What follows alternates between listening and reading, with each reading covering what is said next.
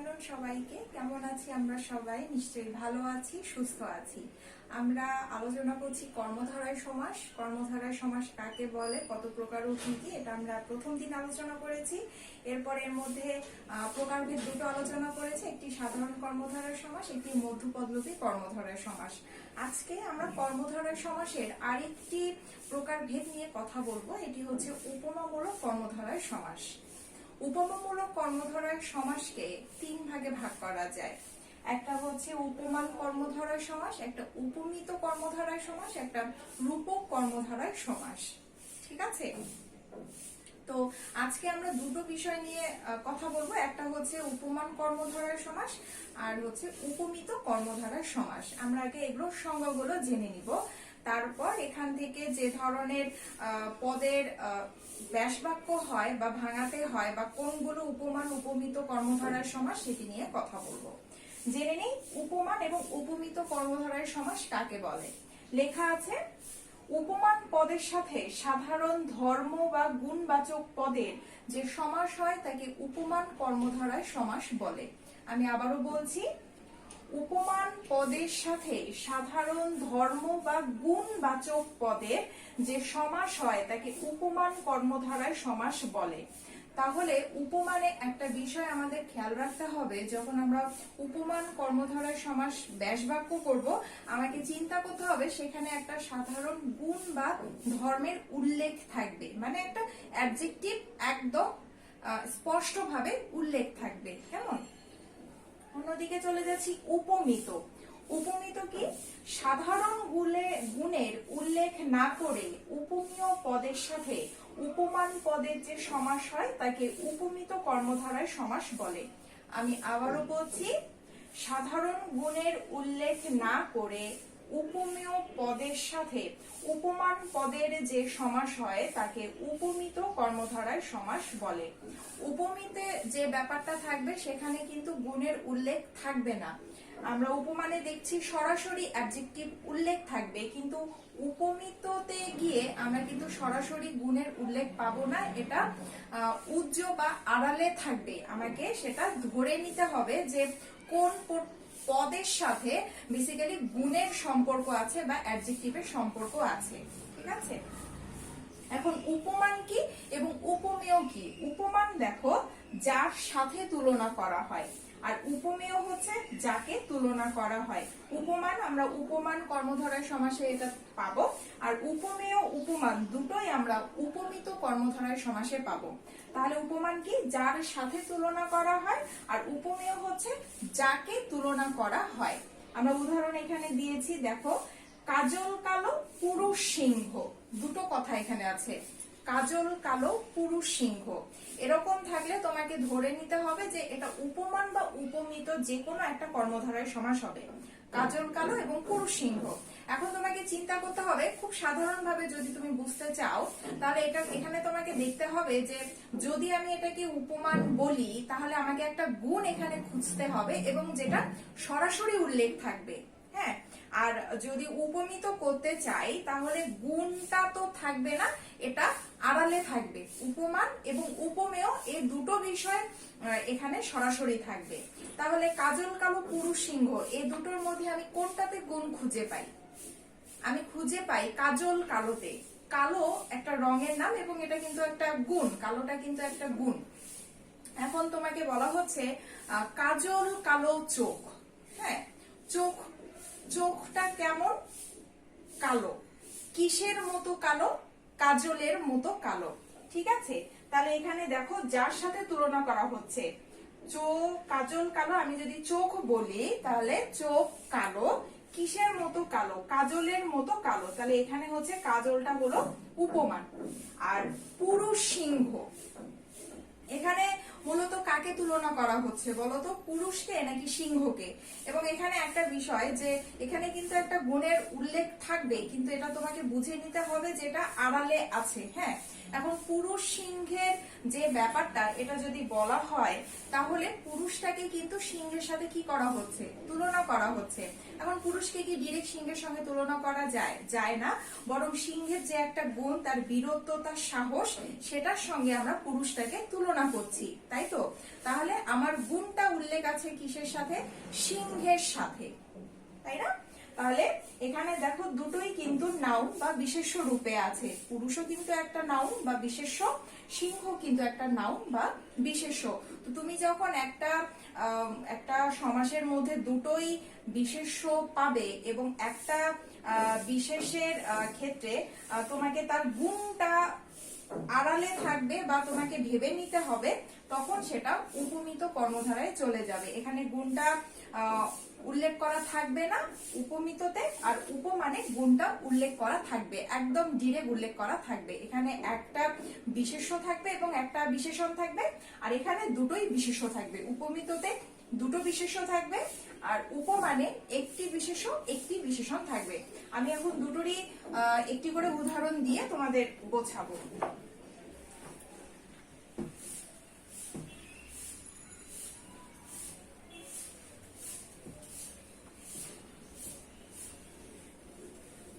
উপমান এবং উপমিত আমরা খুব গন্ডগোল করি, তাই আমরা বোঝার সময় খুব মনোযোগ দিয়ে বুঝবো, কেমন?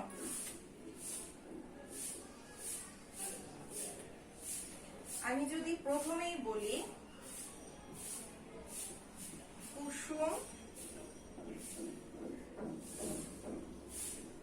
কোমল, আর এদিকে আমরা দেই চরণ কমল, কেমন? উপমানের উদাহরণে আমি লিখেছি কুসুম কমল, আর উপমিত কর্মধারের উদাহরণে আমি লিখেছি চরণ কমল, ঠিক আছে? এখন দেখো এটা কিন্তু কোমল, সফট, আর এটা হচ্ছে কমল। কমল মানে কিন্তু পদ্ম ফুল, হ্যাঁ, দুটো কিন্তু আলাদা, একটা কোমল আর একটা হচ্ছে কোমল। কুসুম কমল, এখানে চরণ কমল, এখানে তোমাকে চিন্তা করতে হবে পূর্বপদ পরপদ। কুসুম হচ্ছে পূর্বপদ এবং কমল হচ্ছে পরপদ, চরণ হচ্ছে পূর্বপদ, কমল হচ্ছে পরপদ। এখন এই দুটোর মধ্যে তোমাকে চিন্তা করতে হবে যে কোথায় আমি গুণের উল্লেখ পাচ্ছি, এবং গুণটা কোথায় থাকবে? গুণটা কিন্তু তোমার পরপদে থাকবে, গুণটা কিন্তু পূর্বপদে থাকবে না। সেকেন্ড যে পদটা আছে এখানে তোমাকে চিন্তা করতে হবে যে এখানে গুণের উল্লেখ থাকবে। যদি তুমি সরাসরি গুণের উল্লেখ পাও তখনই তোমাকে এটা উপমান কর্মধারয় সমাস হিসেবে চিহ্নিত করতে হবে, ঠিক আছে? তাহলে আমি এ দুটোর মধ্যে কোনটাতে পাই? কমল যেহেতু পদ্ম ফুল একটা নাম হয়ে গেল, তাই এখানে এটা নাউন হিসেবে থাকবে। কিন্তু কোমল মানে তো সফট, তাই তো? এটা একটা অবস্থা বোঝাচ্ছে বা গুণ বা ধর্ম বোঝাচ্ছে, তাই এটা হচ্ছে অ্যাডজেক্টিভ। হ্যাঁ, তাহলে আমি এটাকে কিভাবে ভাঙাবো? কুসুমের ন্যায় কোমল,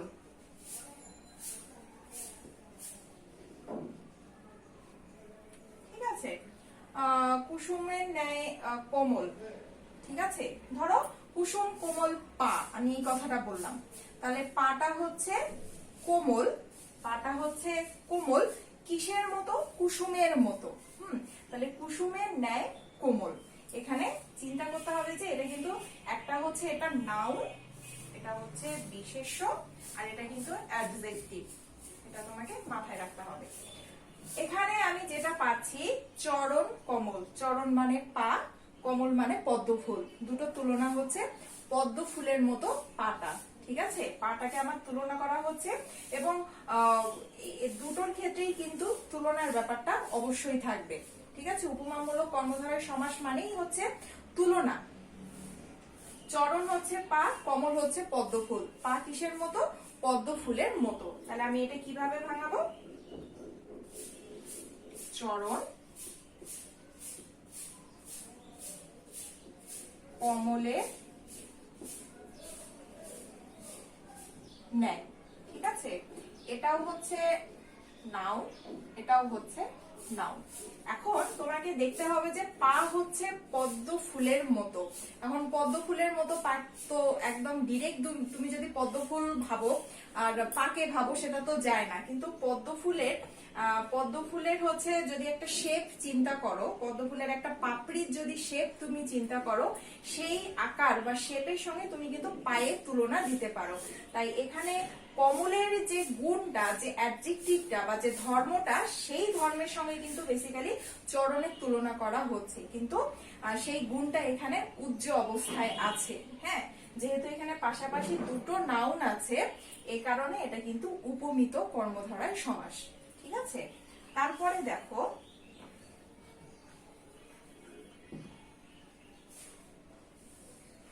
তুষার শুভ্র।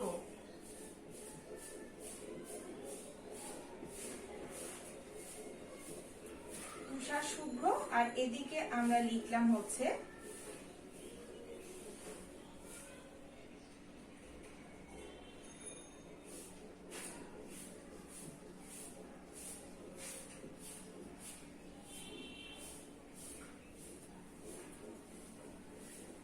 তুষার শুভ্র এবং মুখ চন্দ্র দুটোই দেয়া আছে।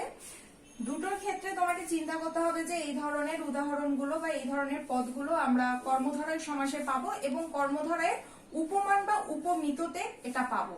কেমন? এখন উপমানে পেতে গেলে আমাকে কি করতে হবে? আমাকে একটা সরাসরি দেখা যায় এরকম একটা গুণের উল্লেখ আমাকে পেতে হবে। হ্যাঁ, তাহলে আমি কি মুখ চন্দ্রতে কোনো গুণের উল্লেখ পাচ্ছি? মুখ এটাও কিন্তু একটা বিশেষ্য, চন্দ্র এটাও একটা হচ্ছে বিশেষ্য। এখানে দেখো তুষার এটা হলো গিয়ে বিশেষ্য, কিন্তু শুভ্র বা সাদা এটা হচ্ছে একটা বিশেষণ, তাই না?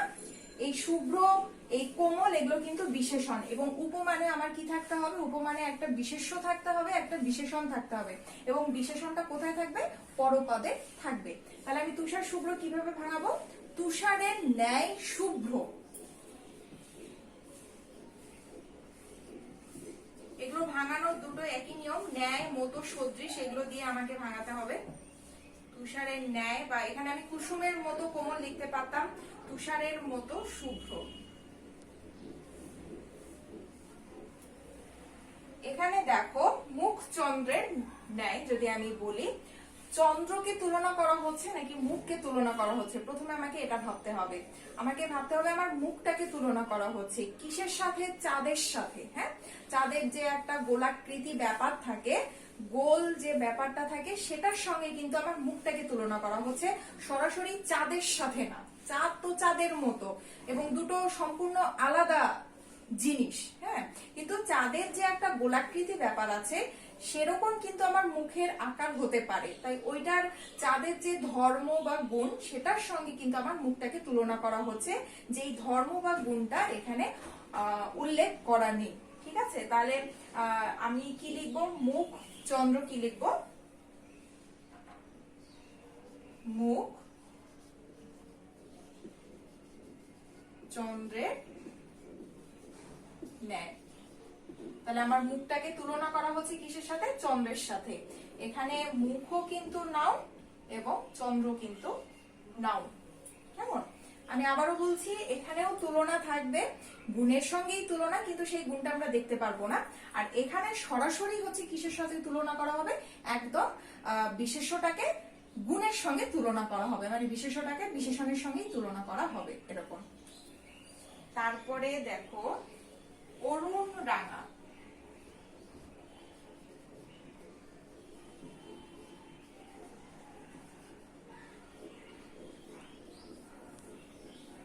আর এখানে আমি দিলাম বাহু লতা। অরুণ মানে তো আমরা জানি, অরুণ মানে সূর্য, রাঙা মানে রঙিন, রঙিনটা হচ্ছে অ্যাডজেক্টিভ, আর সূর্য হচ্ছে আমাদের বিশেষ্য বা নাউন। বাহু মানে হচ্ছে হাত, যেটা নাউন। লতা মানে হচ্ছে গাছের সঙ্গে পেঁচিয়ে পেঁচিয়ে থাকে, সেরকম লতাও কিন্তু নাউন। তার মানে এখানে আমরা দেখতে পাচ্ছি দুটোই নাউন, আর এখানে আমরা দেখতে পাচ্ছি যে এটা বিশেষ্য আর এটা হলো গিয়ে বিশেষণ। এখন আমি যদি চিন্তা করি অরুণ রঙার সঙ্গে কি দিতে পারি? অরুণ রাঙা শাড়ি। তোমার শাড়ির রংটা কেমন? অরুণ রাঙা। হ্যাঁ, তাহলে শাড়িটার কেমন? রঙিন। কিসের মতো রঙিন? সূর্যের মতো রঙিন। ঠিক আছে, তোমাকে এখানে চিন্তা করতে হবে যে অরুণ রাঙা, তোমাকে মাথায় নিতে হবে কিছুর সঙ্গে আমি একটা অরুণ রাঙা শাড়ি বললাম। হ্যাঁ, এটা তো শেষ হয়নি। অরুণ রাঙা শাড়ি, তাহলে আমাকে চিন্তা করতে হবে শাড়িটা কেমন রঙিন, কিসের মতো রঙিন, অরুণের মতো রঙিন। তাহলে আমাকে কিভাবে লিখতে হবে, অরুণে ন্যায় রাঙা, ঠিক আছে। রাঙা মানে রঙিন, রঙিনটা কিরকম, অরুণ মানে সূর্যের মতো, কি সেটা, সেটা হচ্ছে ধরো শাড়ি বা তোমার ড্রেসটা, এই তো ড্রেসটা তো সুন্দর অরুণ রাঙা কালার বলা হলো, বা অরুণ রাঙা সুন্দর শাড়ি। তাহলে আমাকে চিন্তা করতে হবে, আমি যদি লিখি যে এখানে শাড়িটা কেমন, আমি আবারও বলছি শাড়িটা রঙিন, কেমন রঙিন সেটা তুলনা হচ্ছে অরুণ মানে সূর্যের মতো রঙিন। এখানে দেখো বাহু লতা, বাহু মানে হাত, লতা মানে তো হচ্ছে লম্বা। এখন লতার সঙ্গে তো আমি হাতকে তুলনা করতে পারি না, লতা তো লিকলিকে চিকন হয় এবং কোনো একটা গাছ বেয়ে নিচে পড়ে, তাই না, লতা এরকম। কিন্তু লতার যে একটা সৌন্দর্য, সেই সৌন্দর্যের সঙ্গে হাতের যে একটা সৌন্দর্য সেটা তুলনা করা হচ্ছে। হ্যাঁ, সরাসরি কিন্তু লতার সঙ্গে তুলনা করা হচ্ছে, লতার সৌন্দর্যের সাথে হাতের তুলনা করা হচ্ছে, ঠিক আছে। তাহলে এটা দুটোই নাউন, এবং এই লতার অ্যাডজেক্টিভের সঙ্গে বেসিক্যালি এই বাহুটাকে তুলনা করা হচ্ছে। তাহলে আমি কি লিখব, আগে আমি বাহু লিখব, বাহু লতার ন্যায়, ঠিক আছে। এবং বাহু ও নাউন, লতাও হচ্ছে নাউন, তুষার হচ্ছে নাউন, শুভ্র হচ্ছে অ্যাডজেক্টিভ বা বিশেষণ, ঠিক আছে। অরুণ হচ্ছে নাউন, রাঙা হচ্ছে অ্যাডজেক্টিভ বা বিশেষণ। এবং এই এই এই উপমান উপমিত কর্মধারায়ের এই উদাহরণগুলোই কিন্তু আমাদের পরীক্ষায় আসে। হ্যাঁ, খুব কম সংখ্যকই আসে, কিন্তু সব সালের পরীক্ষাতেই তুমি পাবে একটা দুটো করে, হয় চরণ কমল পাবে উপমিত থেকে পাবে, নয়তো উপমান থেকে তুষার শুভ্র পাবে। তো এই এই পদগুলোই আসে ঘুরে ফিরে। তো তোমাকে চিন্তা করতে হবে, যদি তুমি উপমান বুঝতে চাও বা মনে রাখতে চাও, তাহলে তোমাকে মনে রাখতে হবে যে পরপদটা বিশেষণ হবে, আর উপমিততে দুটোই বিশেষ্য হবে, কিন্তু এখানে যে গুণের ব্যাপারটা আছে সেটা উজ্জ্ব অবস্থায় থাকবে, ঠিক আছে। আমরা আরো উদাহরণ দেখব।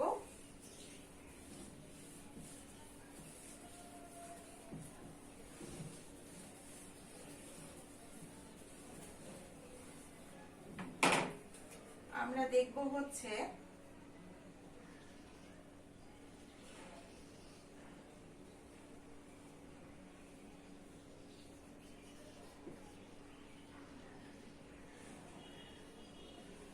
বজ্র কঠোর। এখানে আমরা দেখব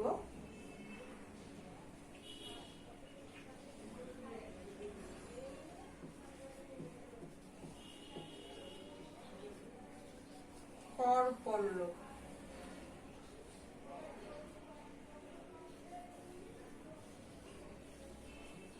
এখানে আমরা লিখলাম সিঁদুর রাঙা। এখানে আমরা লিখব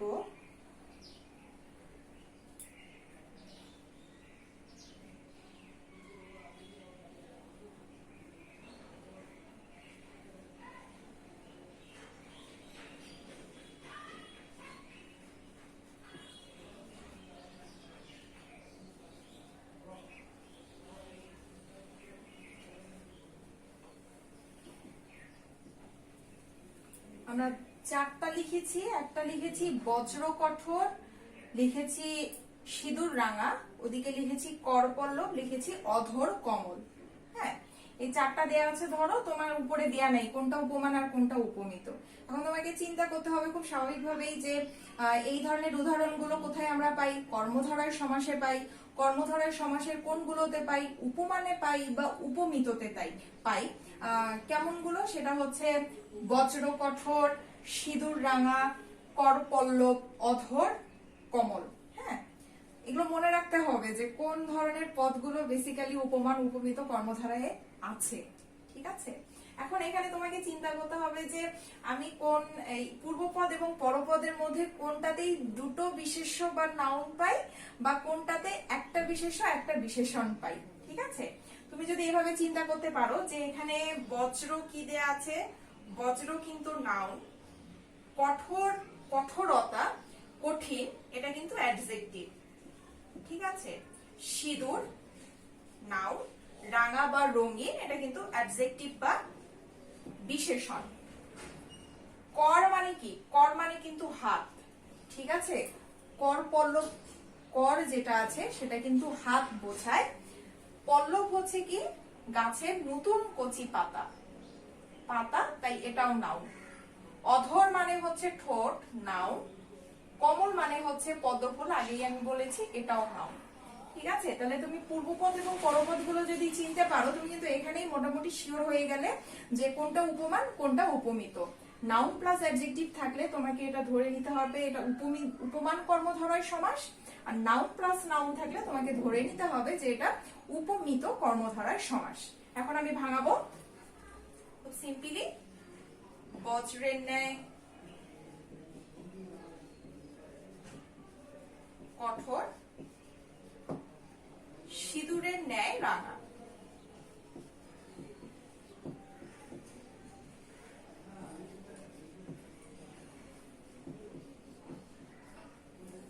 তারপরে এখানে একটা বিষয় দেখবে, উপমানের ন্যায়টা আমরা আগে বসাচ্ছি, আর উপমিততে এই পূর্বপদ পরপদ লেখার পরে কিন্তু আমরা ন্যায় বা মতো বসাচ্ছি, এটা একটু মাথায় রাখতে হবে।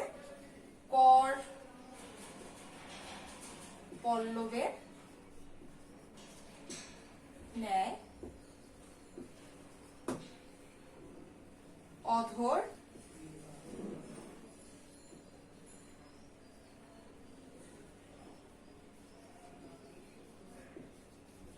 কমলের ন্যায়। ঠিক আছে? তাহলে বজ্র কঠোর কি হচ্ছে? বজ্রের ন্যায় কঠোর, উপমান কর্মধারয় সমাস, যেহেতু ন্যায় নাউন এবং অ্যাডজেক্টিভ আছে। তারপরে সিঁদুর রাঙা, সিঁদুরের ন্যায় রাঙা, প্রথমে নাউন পরে হচ্ছে অ্যাডজেক্টিভ। সিঁদুর রাঙা শাড়ি আমরা বলতেই পারি, বা তাকে দেখতে একদম সিঁদুর রাঙা লাগছে, লাল টকটকে দেখাচ্ছে, লজ্জায় সে সিঁদুর রাঙা হয়ে গেছে, মেয়েটি লজ্জায় সিঁদুর রাঙা হয়ে গেছে, মানে মেয়েটার মুখ তো রাঙা হয়ে গেছে। কিসের মতো রাঙা হয়েছে সেটাকে তুলনা করা হয়েছে কি? সিঁদুরের মতো। সিঁদুরের রঙও যেহেতু লাল, মেয়েটার মুখটাও লাল হয়ে গেছে, তাই ওই সিঁদুরের রঙের সাথে মেয়ের মুখটা তুলনা করা হচ্ছে। তারপরে কর পল্লব হচ্ছে কর পল্লবের ন্যায়, হাত হচ্ছে পল্লবের মতো, নতুন কচি পাতার বৈশিষ্ট্যের মতো হাতকে তুলনা করা হয়েছে। অধর কমল, ঠোঁট হচ্ছে পদ্ম ফুলের মতো, পদ্ম ফুলের যেমন সফট হয় পাপড়িগুলো, দেখতে সুন্দর হয়, সেই সৌন্দর্যের সাথে এই ঠোঁটের তুলনা করা হয়েছে। ঠিক আছে?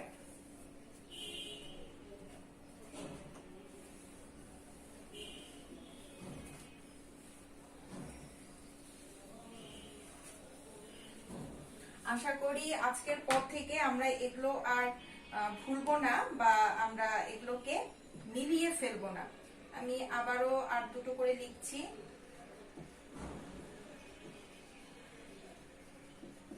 ইস্পাত কঠিন, তারপরে আমি লিখছি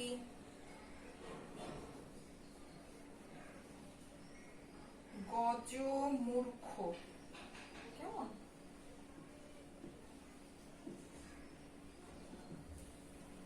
এদিকে আমি লিখছি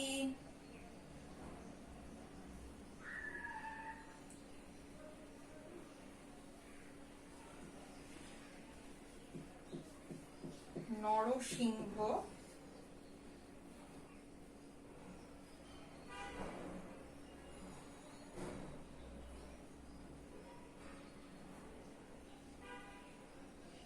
লিখছি ফুলবাবু।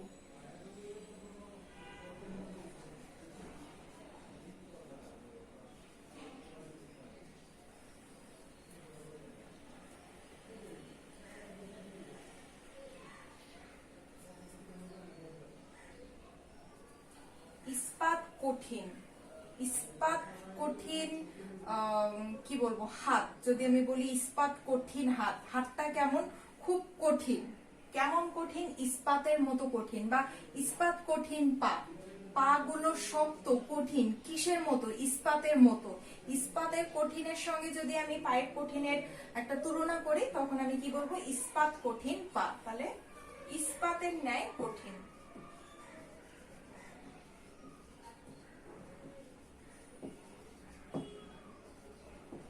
কঠিন তো আগেই বলেছি, এটা অ্যাডজেক্টিভ, ইস্পাত হচ্ছে নাউন। তারপরে দেয়া আছে গজমূর্খ। গজ মানে হচ্ছে হাতি, মূর্খ, গজমূর্খ রহিম। আমি যদি এটাই বলি তাহলে রহিম মূর্খ। কিসের মতো মূর্খ? হাতির মতো মূর্খ। ঠিক আছে, তাহলে গজের ন্যায়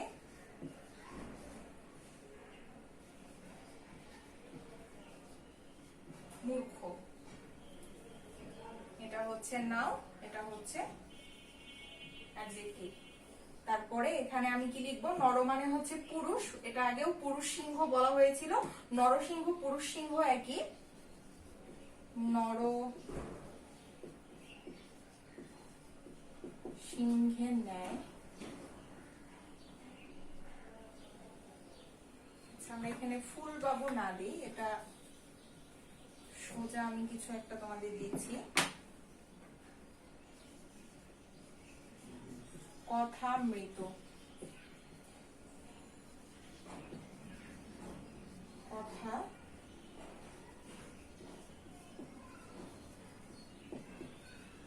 অমৃতের ন্যায়। ফুল বাবু এখন লিখছি, বাবু ফুলের ন্যায়। কেমন? এখানে এটাও নাউন, এটাও নাউন, এটাও নাউন, এটাও নাউন, এটাও নাউন, এটাও নাউন। তাহলে আমরা ইস্পাত কঠিন কি লিখেছি? ইস্পাতের ন্যায় কঠিন। গজমূর্খ লিখেছি, গজের ন্যায় মূর্খ। নরসিংহ লিখেছি, নরসিংহের ন্যায়।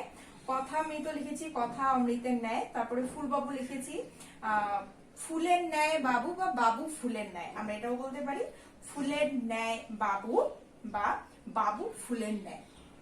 ঠিক আছে, এই হচ্ছে আমাদের উপমান এবং উপমিত কর্মধারয় সমাস।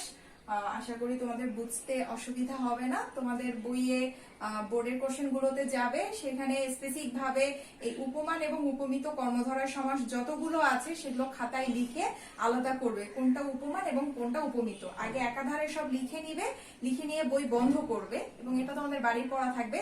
এবং প্রত্যেকটাতে তুমি খুঁজবে যে কোনটার মধ্যে শেষেরটা পরপদ অ্যাডজেক্টিভ আছে। হ্যাঁ, তুমি আগে সেগুলো মার্ক করে নিবে যে আমি অ্যাডজেক্টিভ কোথায় কোথায় পাই, পরপদে কোথায় অ্যাডজেক্টিভ পাই। ঠিক আছে, সেটা তুমি ধরে নিবে, সেটা উপমানের মধ্যে পড়বে। এবং যখন তুমি উপমানটা ধরে নিলে, তখন বাকি যেগুলো থাকবে সেগুলোতে একটু খেয়াল করবে যে দুটোই নাউন বা দুটোই বিশেষ্য কিনা।